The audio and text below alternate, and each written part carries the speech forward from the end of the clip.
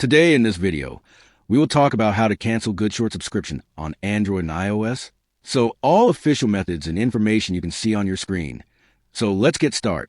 Please note, you can cancel your subscription through the platform where you originally purchased it. Method 1. Cancel GoodShort subscription on the Google Play Store. Open the Google Play Store app. Tap the menu icon in the upper right corner. Go to Payments and Subscriptions, and then Subscriptions.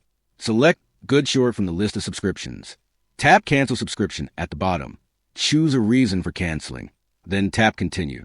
Tap Cancel Subscription for confirmation, and follow the prompts. And you are done. Method 2. Cancel a GoodShort Premium subscription on iOS. Open the Settings app on your iPhone or other Apple devices. Tap your name or Apple ID. Tap Subscriptions. Select GoodShort app from the list of apps. Tap Cancel Subscription, and follow the prompts, and you are done. So by using this method, you can easily cancel GoodShort app subscription on Android and iOS. Hopefully this video will be helpful. If you have any questions, please make a comment. I will reply you soon. Thanks for watching this video. Bye-bye.